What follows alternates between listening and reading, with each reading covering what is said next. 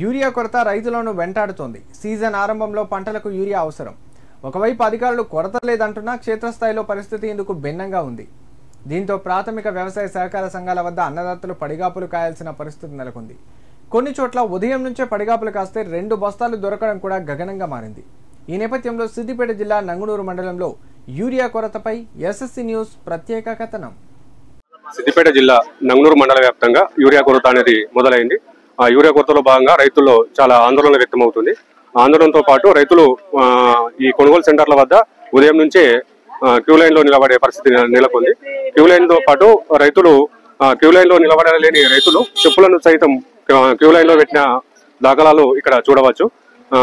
మొత్తం నంగునూరు మండల వ్యాప్తంగా గత వానాకాలంలో 25,878 ఎకరాల్లో సాగు చేయగా 2,600 మెట్రిక్ టన్నుల యూరియాను గత వానాకాలం రైతులకు అందజేయడం జరిగింది. ఈ వానాకాలం చూసినట్లయితే 25,750 ఎకరాల్లో సాగు చేసినట్లు వ్యవసాయ శాఖ అధికారులు అంచనా వేశారు. ఈ వానాకాలానికి 1,800 మెట్రిక్ టన్నులను రైతులకు అందజేయాలని వ్యవసాయ శాఖ అధికారుల నివేదికలు చెప్పడం జరుగుతుంది. అలాగే ఇప్పటి వరకు యూరియా అనేది మండలానికి 1,100 మెట్రిక్ టన్నులు వచ్చినట్లు వ్యవసాయ శాఖ అధికారుల నివేదికలు చెప్పడం జరుగుతుంది. వ్యవసాయ రంగంలో యూరియా ప్రధానమైన ఉపయోగం. ప్రపంచ యూరియా ఉత్పత్తిలో దాదాపు 90% యూరియాను వ్యవసాయానికే ఉపయోగిస్తారు. యూరియాలో అత్యధికంగా 46% నత్రజని ఉంటుంది.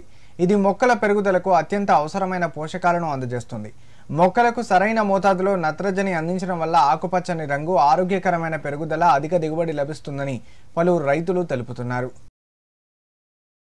3 రోజుల తిరుగుతున్నాము. రోజు రేపు అంటుర్రు. ఇక అప్పుడు ఉన్నప్పుడు ఇంత పరిస్థితి లేకుండే, ఇప్పుడైతే చాలా పరిస్థితి ఘోరంగా ఉన్నది. మరి రైతులు ఎట్లా బతకాలి, ఏం చెయ్యాలి? మాకేమో టైం కూరి వస్తలేదు, దుక్కిమంది వస్తలేదు, అన్ని రేట్లు పెరిగిపోతున్నాయి. అయితే రేట్లు పెరిగినా సరే అంటే ఇప్పుడు గింత లైను ఎప్పుడు వస్తాము, ఎప్పుడు వేసుకుంటాము. మాకు ఇలాంటి పరిస్థితి రావద్దు. అన్ని మాకు సమృద్ధిగా విత్తనాలు కానీ, మందులు కానీ, ఎరువులు కానీ, ఏది కానీ మాకు అందరూ మంచిగా సహకరించాలి. రేవంత్ సార్ వచ్చిన ఉంది, ఈ బాధలు తప్పలేవు మాకు. ఈ ప్రభుత్వం వచ్చి నుంచి యూరియా రైతులకు అరగోస పెట్టుకుంటూ దీన్ని గత ప్రభుత్వం ఈ ప్రభుత్వం పోల్చుకుంటే ఈ ప్రభుత్వం మళ్ళీ ఈ జన్మలో కూడా ఓటేయద్దనేంత పరిస్థితులు ఏర్పడుతున్నాయి. పొద్దున్నే 6 గంటలకు వచ్చి లైన్ కట్టి చెప్పులు పెట్టి చేత పెట్టుకొని వ్యవసాయం పెట్టుకొని వాడు వచ్చి పనిని చేసుకోవాలంటే నానా తిప్పలవుతుంది. ఇలాంటి ప్రభుత్వం మళ్ళొక్కసారి ఓటు కూడా వీడికి వేస్తే దరిద్రం అనేది పుట్టుకొస్తుంది. ఈ కాలంలో ఈ రైతులు ఇంతమంది నిలబడ్డా కూడా ఒక్కరి రైతుకు 4 ఎకరాలు ఉంటే 2 బస్తాల, ఆ 2 బస్తాలు ఎన్ని రోజులకు అవుతుంది? మళ్ళీ ఇంకో 2 ఎకరాలకు మళ్ళీ వేయాలంటే ఈ పంట పోతే ఆ పంట పోతుంది. ఆ రైతుకు చేతకందది. అది ఇలాంటి దుష్ట పరిపాలనలో రైతుకు సరిపడేంత ఇస్తే ఉన్నకాడికి చేసుకొని ఆ రైతు తృప్తి పడతాడు. ఈ ప్రభుత్వం ఇప్పటికైనా మేల్కొనైనా రైతులకు సకాలంలో యూరియాను అందించి ఆదుకోవాలని నా యొక్క విజ్ఞప్తి చేస్తున్నాను.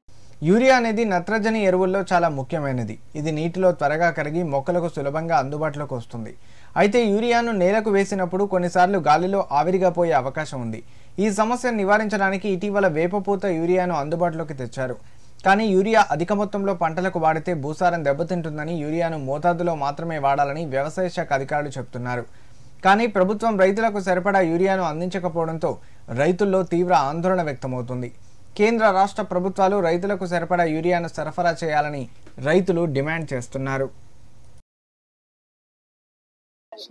రైతులకు సంబంధించినటువంటి యూరియా సప్లై చేయడంలో ప్రభుత్వం విఫలమవడమే కాకుండా ఇక్కడ ఇచ్చేటువంటి పిఎస్సిఎస్సి చైర్మన్ వీళ్ళు ఎవరైతే కమిటీ ఉందో వీళ్ళు కూడా సరైనటువంటి విధానాన్ని పాటించకుండా రైతులను అనవసరంగా ఇబ్బంది పెడుతున్నారు. వాళ్ళు తినకుండా చేయకుండా పొద్దున వచ్చి లైన్లో నిలబడితే ఎవరు చేసుకొని వెళ్తున్నారు, ఎక్కడికి పోతున్నాయి యూరియా సంచులు అనేటువంటి తెలియని పరిస్థితి. ఓటీపీలు అంటే ఒక్కొక్కరు 10 పాస్బుక్లు తెచ్చుకొని చేసుకుంటున్నారు. ప్లస్ దాంతోపాటు వాళ్ళు వచ్చినప్పుడే వాళ్ళకు టోకెన్ ఏదైనా ఇష్యూ చేసి వాళ్ళ టోకెన్ నెంబర్ రాగానే పిలిస్తే వాళ్ళు వచ్చి తీసుకొని పోతారు. అట్లా కాకుండా లైన్లో నిలబడి చెప్పులు పట్టుకొని నిలబడి అడుగుకొని ఇదంతా చేయడం అనేటువంటి చాలా ఇబ్బందికరంగా ఉంది.